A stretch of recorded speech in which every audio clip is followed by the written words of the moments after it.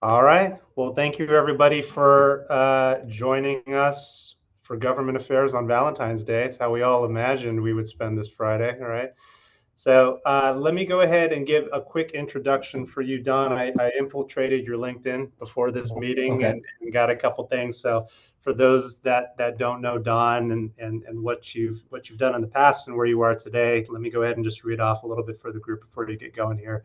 So Don Davis is an executive and licensed attorney with over 20 years of experience providing strategic leadership and management in the private sector, corporate trade associations, and nonprofit organizations. His specific experience includes developing programs to support business development and non-dues revenue, financial management, public speaking, and strategic business planning. Don, I see here you a little over 4 years now in your role for Vice President and Advocacy and Codes for BOMA International. He is the lead executive for federal and state government affairs advocacy programs for a 30,000 member international trade association representing the global commercial real estate industry. You manage overall daily operations and supervise staff, develop and coordinate operating plans, budgets, workloads, headquarters, local association staff, serve as a lead association lobbyist and spokesperson. So quite a bit of significant accomplishments here as well. But I do want to get into your presentation. And of course, you've always been a great resource for us here in BOMA Orange County. So I appreciate you being here on a Friday. And for everybody, we'll have Don go through his presentation. And I did ask that he leave a couple of minutes at the tail end for any Q&A. So Don, I'll let you go ahead and take it from there. Sure. And are we going to share slides? Yep, hang on one second. And we go to the next slide. Well, thank you everybody for having me come to speak with you today. There's a lot of stuff going on in Washington, as I'm sure that you've been inundated with all of the media and information and misinformation, and it goes on and on and on. I actually was in Texas 2 days ago and gave this presentation in person, which was a little frightening for me because I didn't know I didn't know how my audience was going to take my messaging here. Because I think there's a lot of things that are going on in the administration that are unique and perhaps maybe not the best for creating what I would say a smooth transition. But nonetheless, it doesn't mean that we can't work with all of these folks. And I just threw up here just as a start. These are the four major administration agency offices that we work with in terms of BOMA International's representation of commercial real estate. The White House, of course, has been a very good place for us to have discussions because they previously had a White House Office of Climate and a White House Energy Office where we would be able to go and talk to those officials about the things that were really impacting us. And so a lot of it had to do with infrastructure redevelopment.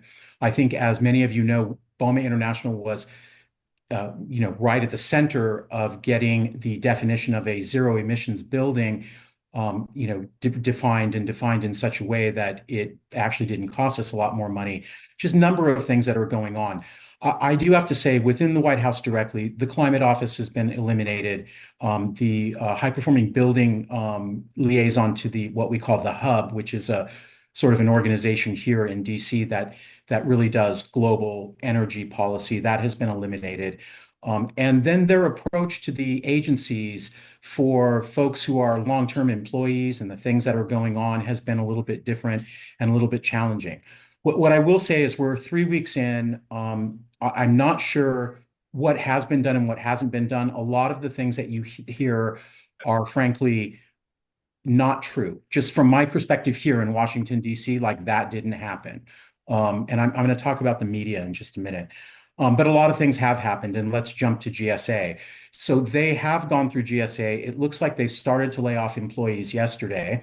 I do not know anyone who has been laid off. However, I do expect to because I actually have more connections with folks who are my counterparts in the various offices. So it's going to be the director of the high performance building office, the director of green leasing. But I don't know where that's going on, and it hasn't. Frankly, it just hasn't rolled out yet. I will say this, and this goes for all of the agencies. I think that the approach to wanting to downsize, and the way that they're going about it is actually going to cause us a lot of difficulties, because they're looking at people who are career employees. They're not politicals. They're not appointees for anything else.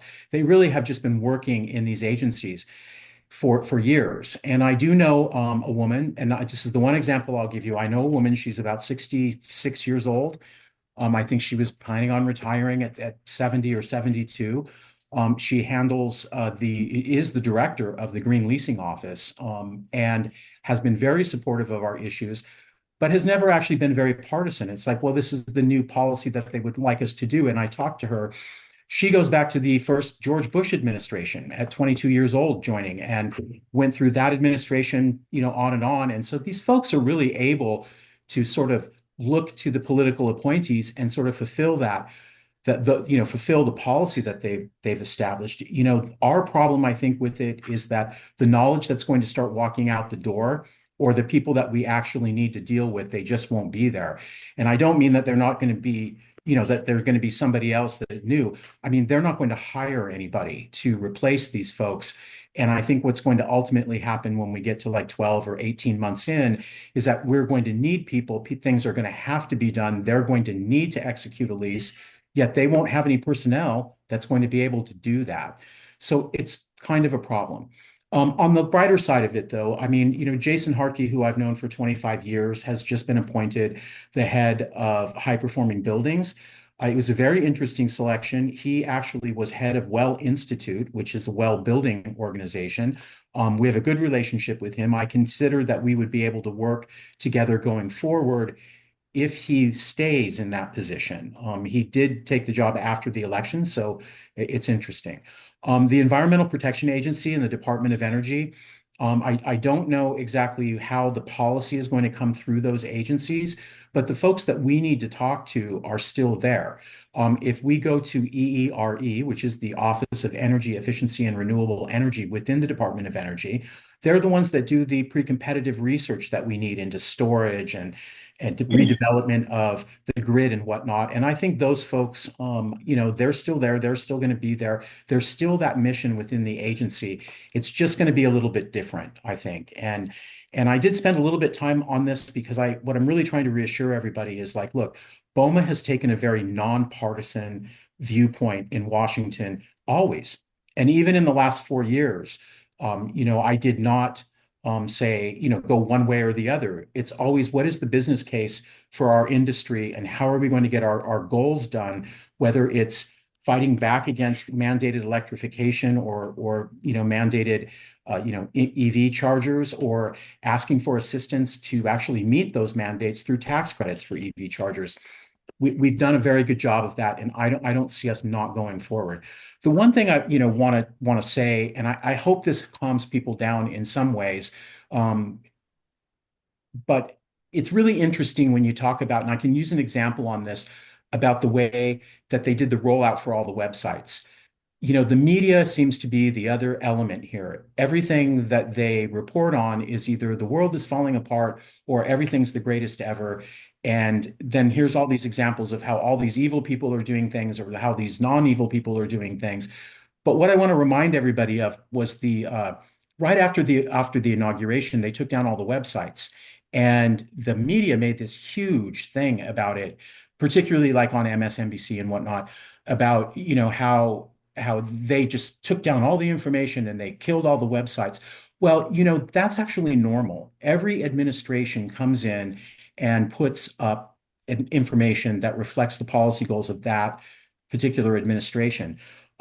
What's not normal here is the refusal to work with the transition team. So we don't usually hear about it, because what happens is they've worked for 8 to 12 weeks before, preparing for the transition, and the websites instantaneously change at 12:01, right after the new president is sworn in. So that didn't happen because these folks that are coming in are not really the easiest to work with, or don't like to work with other people. And so what happened was there was this 4 or 5 days with no websites, and everyone made that into a big deal. But the reality was no different than the last 10 administrations, or let's say, I think we go back website to Clinton, right? So, the last 4 or 5 administrations. I want to spend some time on that because as we start to go through all of these other issues that I think are important, I always think that's the important thing to remember in the background, that the media is looking to fill space and they may take the viewpoint of one or the other. It may not be right. It may be very disorienting the way that they're doing things, but it may not be, the end goal may not be different. And so we always have to look at that in terms of what was being presented to us. So having said all of that, I actually changed up this presentation a little bit because in the last 2 weeks, we've had some really significant things happen. One is the enforcement action by ICE, and the other is dealing with all of these discussions about just walking away from leases. So I'm going to talk a little bit about that next, and those two more. We'll cover a few other issues, and then we'll go into questions. But I really wanted to emphasize, I think, these two issues that are really at the top of everyone's mind. So if we could have the next slide. So Immigration Customs Service, the Trump administration's, fulfillment of its really of its campaign promises. What they have done is, undertaken a very aggressive effort to remove undocumented individuals. I keep my own personal opinion to this, and I think a lot of people have looked at this and said, well, maybe not the way to do it. But frankly, this is what they said they were going to do. So it's kind of, for everyone to be like, oh no, whatever. I mean, this administration, they're going to do the things that they said they were going to do, and they're not going to do them as timidly as they did them in 2017. They do want to manage border issues differently. We don't know how that's going to roll out, but I do know that there are issues at the borders. There's people on both sides of the border, and it probably does need to be dealt with. And I think what they're thinking is, well, we're going to do it more effectively. I'm not making a point on whether they are or not, but that's what they're saying. So, and ultimately significant changes to immigration directives and policies. This is what they're going to do. The interesting thing about immigration is there's really only one really significant power that's granted to the president within the Constitution, and that is to deal with the foreign affairs of the United States. Immigration falls under that. And so the things that they're going to be doing are going to be within the president's power. There's some things that have to go to Congress that, are clear. There's some things that are just outright unconstitutional. Birthright, and by the way, I'm a lawyer, right? So birthright, citizenship, that's in the Constitution. That's just, again, hyperbole that is being used to get everybody all upset or everyone all happy, whichever side you fall on, and we need to be cognizant of that. Now, when I think about it in terms of CRE, commercial real estate, and the impacts, I really believe that this is really giving us, two different types of ways to respond. It's putting us in sort of a quandary because, we are going to end up faced with engagement with local, state, and federal law enforcement. But it's not us that's the target of these enforcement actions. If you think about it, really what's going on in our industry is we manage and own buildings. We may actually be employing directly the folks that are like the person, like the front office people, the person behind the desk. But typically the rest of the folks, not always, but usually, are the landscaping company that we use. But those are not our employees, and that is not our issue. It could be the maintenance or facilities people. We usually, particularly with like office cleaning, that is actually usually contracted out. We're not the target. Could we have the next slide though, or please? So we're not the target, but what it's done is it's just created this situation where we're faced with two different not great situations. One is we've got the enforcement people on one hand demanding that they come into our offices or we provide, services to them, or we're going to assist them. And, on the other end, you've got, responsibilities to your tenants. And how this unfolds is really what kind of property you have. So I'll get back to that in a minute, but let's talk about that. What I mean by that is that if you have an office building, and actually a lot of them in Irvine are like this, right? Almost all of New York City is like this. If an office building you walk in, they may meet with your with personnel from the building who's sitting behind the desk. But if it's a building that you need an appointment to get into, if you need to be swiped into the third floor to meet with whoever, if you're restricted from entry to the building, then it is not a private public space. And they really need to have a judicial or administrative warrant or consent from the tenant of the building owner. But once again, that's not us. I mean, you have a responsibility to your tenant to say, well, they have a closed space. I'm going to call them, right, and let them decide, right? Or we have an open space. Anybody can walk in. This is a mixed use building. It's got, some retail, it's got office space, it's got, maybe even residential, and people come and go freely. So that creates this situation where we have two ways that we're supposed to deal with this. The one thing I'm very concerned about is not complying when necessary with government law enforcement. If you're in this open building, you cannot tell them that they cannot enter. And what I'm concerned about and what I've been talking with all of our members is that this could potentially lead to obstruction of justice charges, right? So basically saying anyone else can come in, but you who are trying to enforce the law, you can't come in a public space, that's a no-go. In a closed or private space, it's interesting because that's really your tenant's responsibility, right?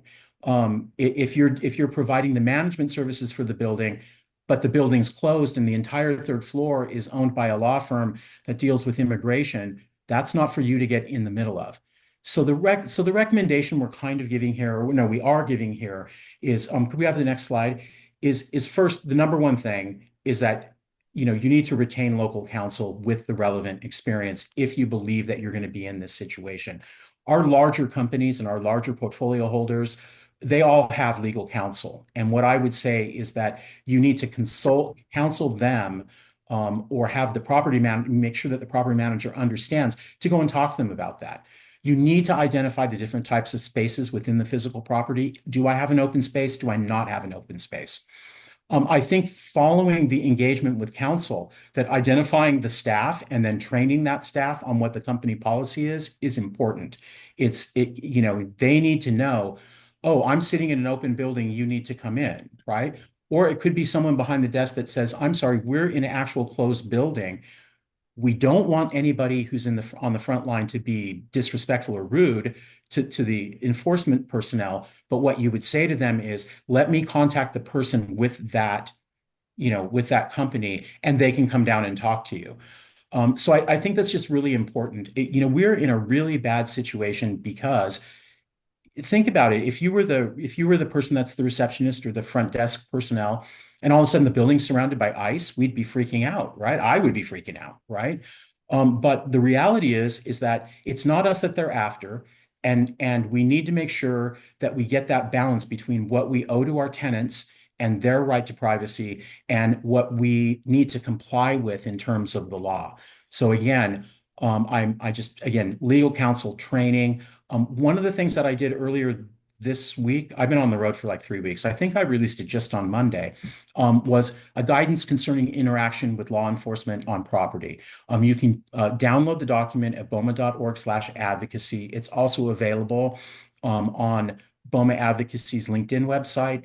And then we also, and then because I shared it with all the other local association executives, it's been posted everywhere. So apparently people liked that advice, but I would encourage everyone to read it. But I also encourage everyone to distribute it to the other members. So that's where we're at on property issues and ICE raids. Can we have the next slide? So now I'm going to talk about something that's got everybody concerned, right? Which is the Government Services Administration's commercial real estate sales, selling the property and or canceling leases. It's an interesting development for me to watch someone like Elon Musk, who actually has not been elected to anything and then isn't actually within the normal sort of structure of what a federal agency is, because I don't know if everyone's aware of this. The agency that they turned in to the Department of Government Efficiency was the agency that was created merely to update the IT. So it was supposed to actually bring all of the IT stuff together and then sort of like, harmonize it. But they needed somewhere to place him, so that's where they put him. So it's kind of an interesting situation. And he has a tendency to go around and say a lot of things that are not true. And I'm going to get to that, right? But nonetheless, there has been an administrative directive. GSA has been told to reduce non-defense federal building space by at least 50%. And they've also been told to sell all non-defense federal buildings. So the first thing I'm going to do here is just dispose of the property owned by the federal government. Look, if the federal government owns it and they decide they want to sell it, they have every right to do that. There's nothing that we can do about that. And in fact, I've looked at that in some ways as an opportunity. There may be buildings for sale that have very sound business plans attached to them. And it may be a very good opportunity for many of our portfolio holders to pick up some of some of those facilities. I will say this, I doubt there's anyone buying post offices and smaller courthouses and that kind of stuff. They're just not going to be able to dispose of that. But let's jump into lease terminations. So the first thing I'd like to say is BOMA International, me and my office, we've not heard of anybody yet receiving a notice of termination on a lease. If anybody does, or anybody on the call hears that, I would like to know. I'd really appreciate an email or a quick phone call, because we are going to try to get all of this information together so that we know and we can share.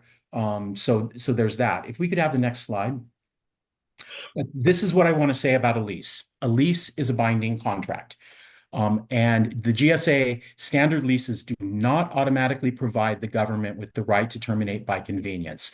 So everybody's had this kind of misunderstanding about how these contracts work government-wide, right? And I actually think Mr. Musk has very limited understanding of commercial real estate leasing versus other government contracting.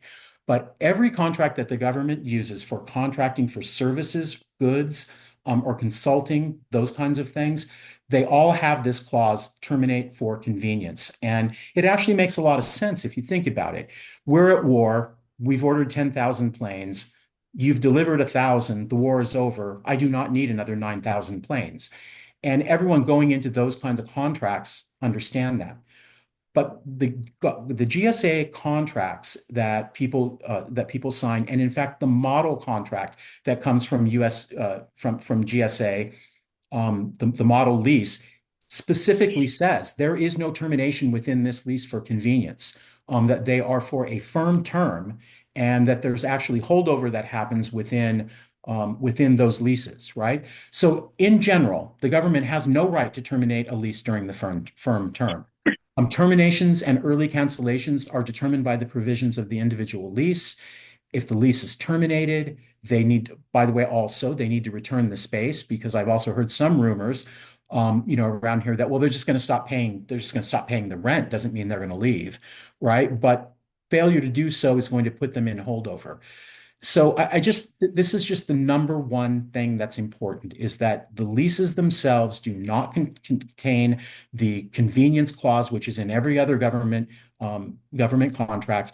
It's specific to CRE. It's in there because we know that those terms would not be supportable in a financial model, right, for commercial real estate. So it's just not true. This is just not going to happen this way. Now, the one thing I can say, because as a lawyer, the first thing I learned in law school in contracts, you can contract for anything. So if somebody in your company, went ahead and put a provision in that said, well, the government can walk away without any penalty whenever they want, then they can do that. I've been with BOMA a little bit over 4 years now. I have never met a property owner, a property manager, someone who's asked me to review a lease that ever had a provision in it that said the person who we're leasing this to can just walk away if they feel like it. I just don't see you guys doing that. So, if we'd have the next slide. So what this comes down to is, again, a lease is a binding contract.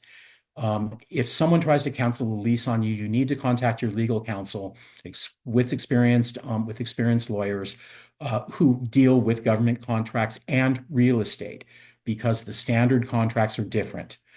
So there's that. Now, I also created I think this is the one I think I did earlier this week. A potential GSA lease cancellations advocacy alert, also available on BOMA.org, and we'll give you sort of all the background and more little bit deeper dive into the just basic terms of a standard GSA contract.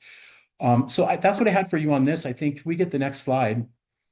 Just going to move on briefly to tax policy. I think we'll probably be reaching out to a lot of the members asking us to support the positions that we've developed on our tax policy. So just quickly by way of background, in 2017, during the first Trump administration, they had overhauled the tax code significantly, did a number of things, reduced the corporate tax rate, capital gains rate, allowed for some key things like, taking your corporate taxes and carrying them over to your personal tax return, but allowing you to take that at a corporate rate, numerous things. Well, they thought they were going to be in for 8 years, which meant that these laws are all expiring. They did not. So now coming back in, they have to rewrite the tax policy. There's been a lot of, can you hold it just a second?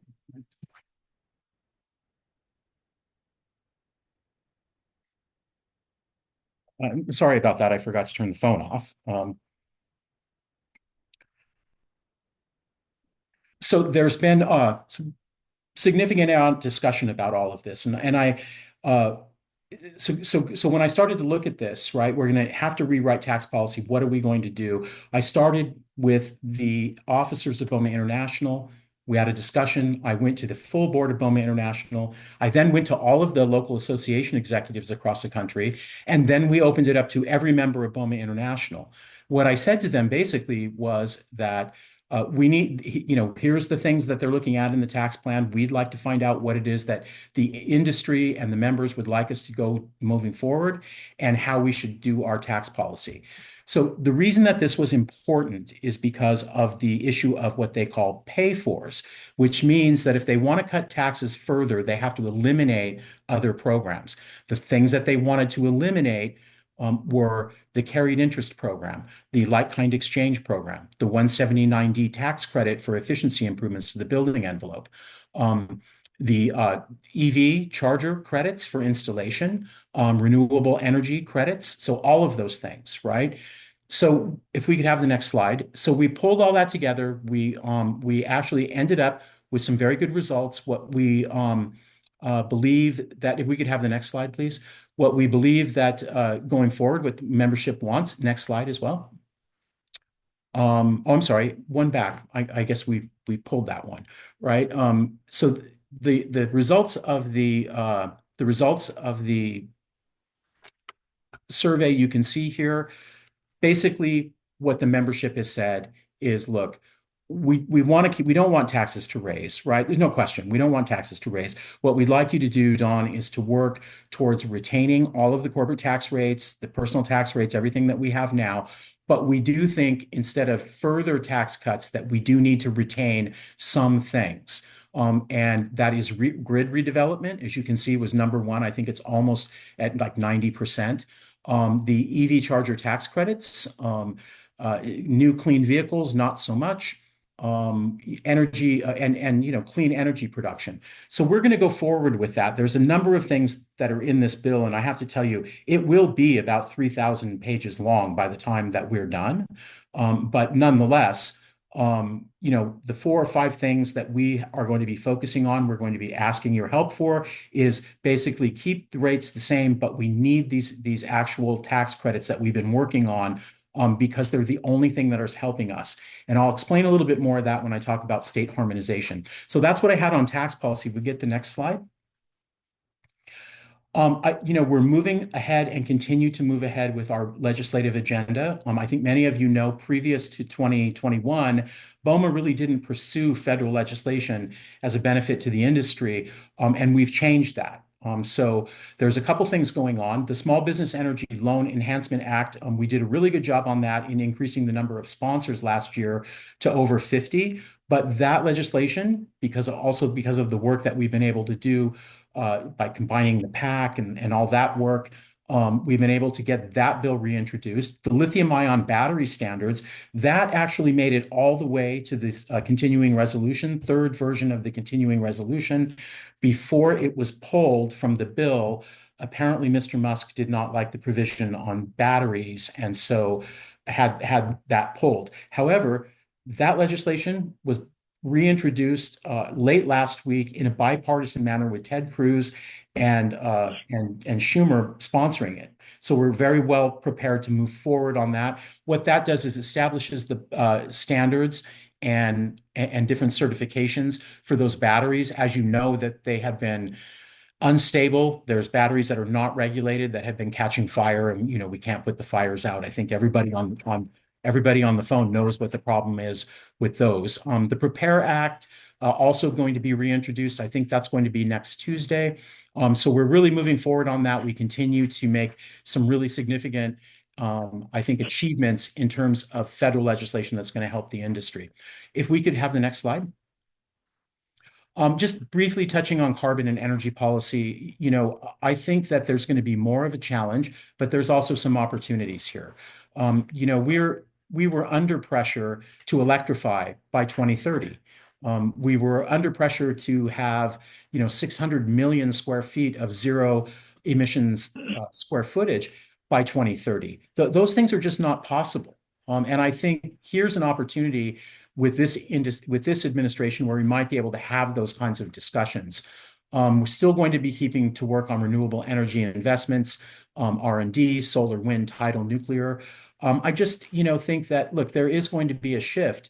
Not all of it is bad. I mean, I think many of you read the EO that we were not able to achieve with the zero emissions, and I think we were all scratching our heads. I think this is the opportunity to have those discussions, how we're going to get there. We could have the next slide.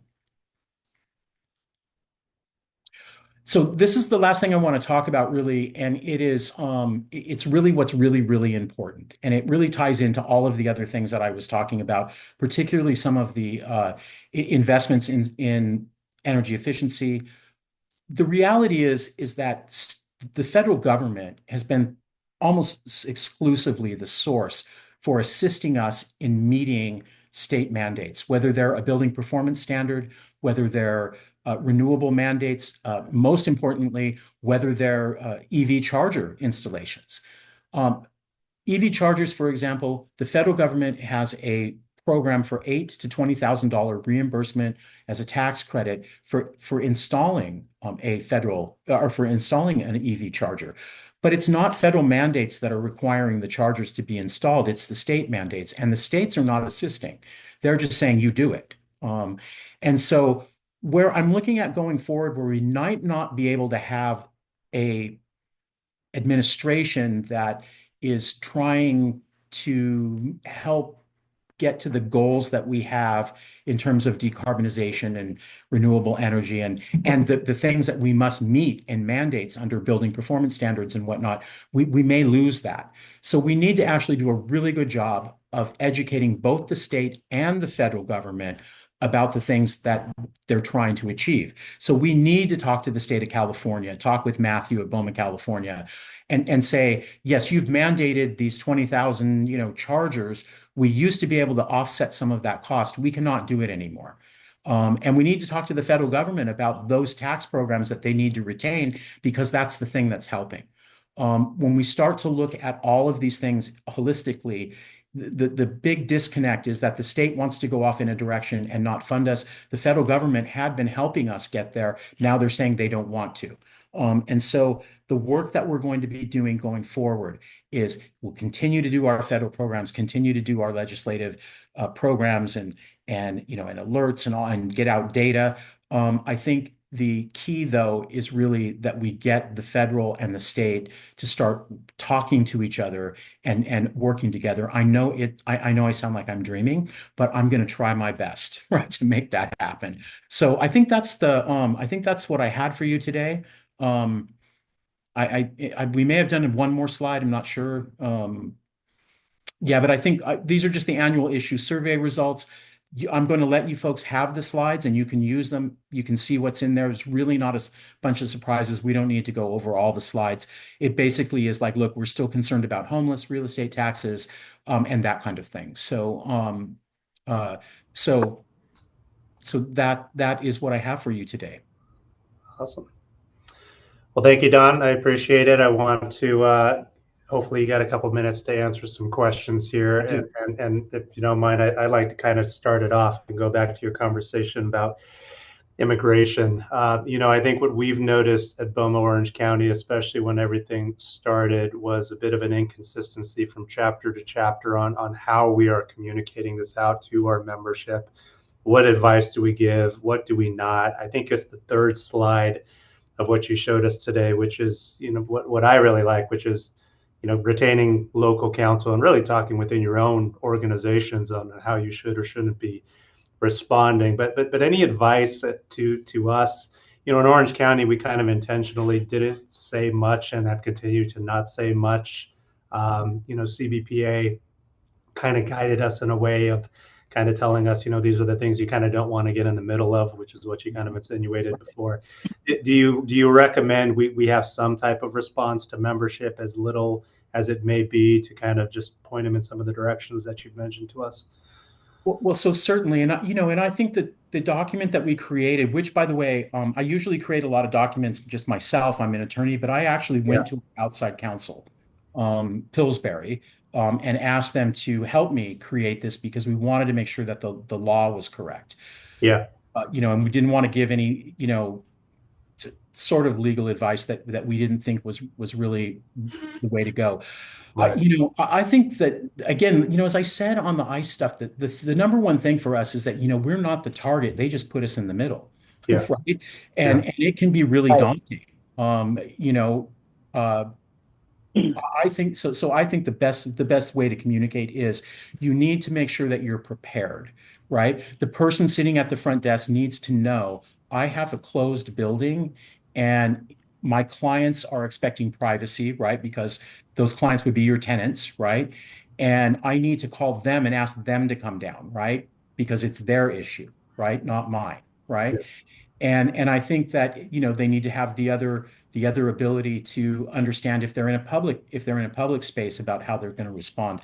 The number one thing I think is that, you don't escalate anything, and that can usually be achieved by not overreacting, right? We had some folks just say in Northern California, right, that were in a building that I think was public and was just like, you're not coming in. I don't like you. I hate this one and I hate that one.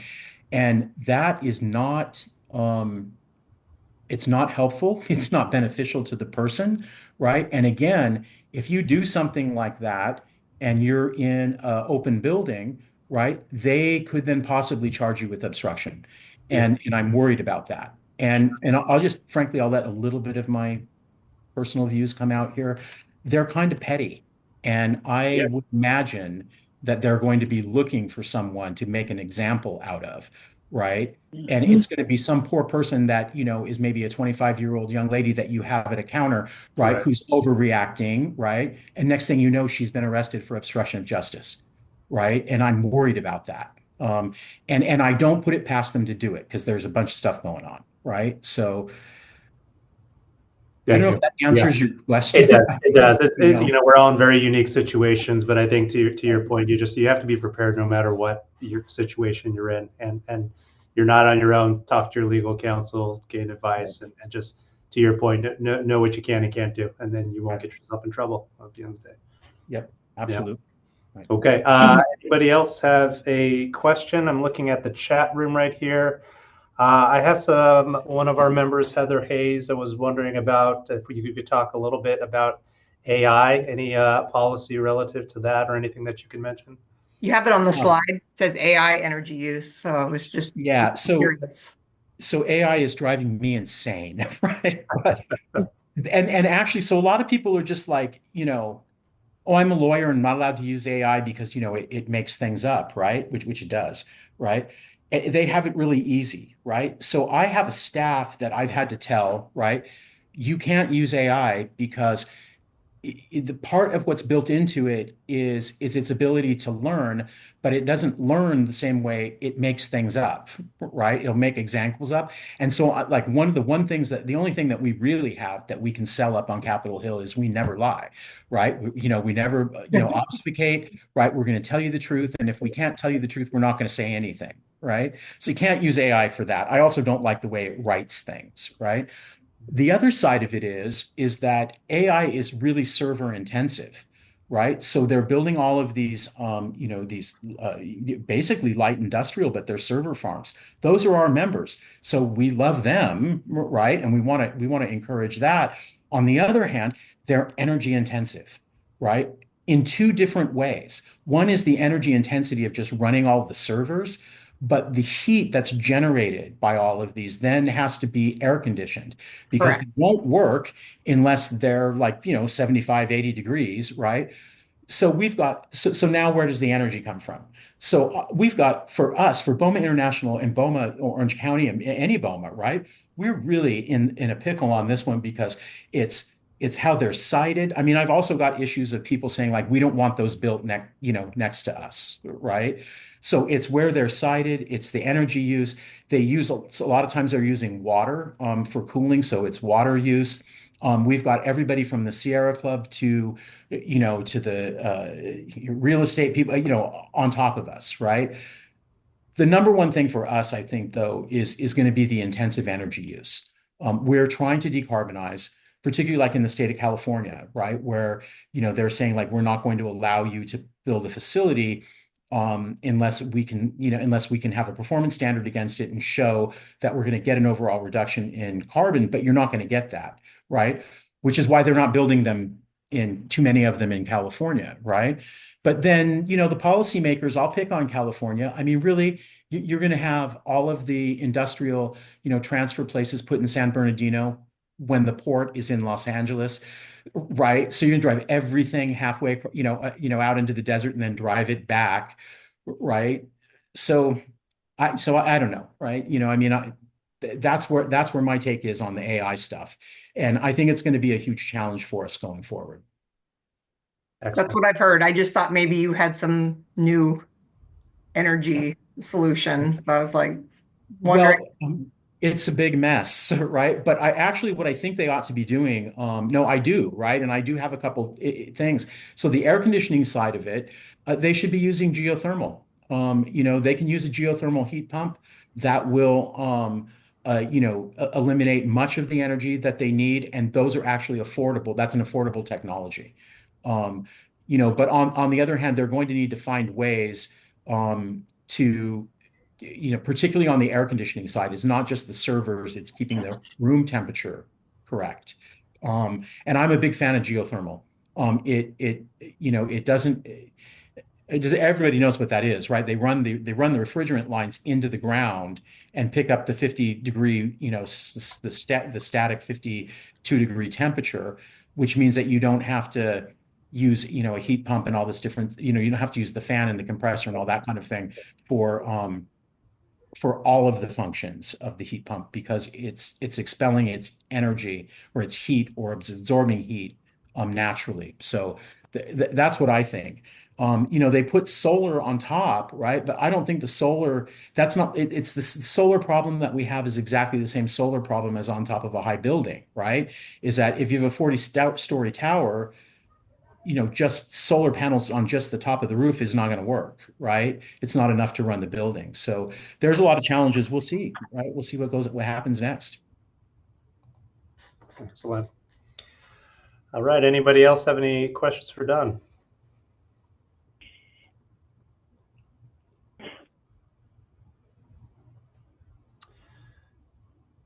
Excellent. I don't know if this is particularly a question, Don, but I can't emphasize enough your thoughts on the the semi-forced entries into buildings to find the illegals, the need to not overreact, the need to filter anything and everything that comes out of your mouth. We practice law in predominantly in Orange and LA County, but our big thing right now is, think before you speak. You can always delay somebody and let them know you have to call your supervisor, which is always a good way to buy some time. But the fear is that people are going to say the wrong thing in the heat of battle, and maybe they agree with whatever their parents' viewpoint is. They might not even understand exactly what's happened with the law, and then start spouting off. And next thing you know, they're going to be made an example of, because I think the current administration is looking to find somebody to use as a, sort of put them up on the cross and explain why we had to do all this. And you don't want it to be any of our clients, right? If Right. if all hell's going to break loose, you sure don't want it to be one of yours. So I think can't emphasize enough. Stop, make a phone call. Stop, think how to defuse, and don't do anything to make things worse. That subjects a whole lot of people to liability. And it's a really scary position to be in because it's happened so quickly. And even though they're doing what they said they were going to do, I think, unfortunately, a lot of people in our country hear that but don't believe it's really going to happen. Right. You know what I mean? And then it happens, and then no one's prepared. And that's when you're just looking for litigation. So thank you so much for your chat today. And I think your points were really, really well taken, and you did it in a very succinct way. So appreciate that. Sure, no problem. But I agree with you. That's why I'm saying, it's incumbent upon us of the owners and the managers, right, to basically tell the frontline people, right? I mean, they're not going to know. I have to tell you, if I was 21 and just, working at the front desk, right, I'd be freaked out if the building got surrounded by ice, right? And I don't know if I would scream or I would lock the door and hide under my desk. I'm not sure. Right? So, right. Awesome. All right. Well, Don, thank you very much for your time. Really appreciate you being there talking to the group. We have a copy of your slideshow, if it's okay for us to share with our membership. Absolutely. Government Affairs. So we'll go ahead and forward that after the fact to everybody on this calendar. But again, thank you for your time, and Sure. hope we can let me give one more plug for a couple of things. You guys do know that we're having our fly-in. I don't know if you can make it or not. 10th and 11th. It'd be a great time to be in Washington because we can talk about all these things. But the 2 flyers that we did on GSA and ICE are available at BOMA.org. If they're not, or you can't find them, email govt@boma.org, and someone on the advocacy team will get them to you. And our transfer tax study is going to be finished from the art people because it's done, but we sent it out to make it look nice.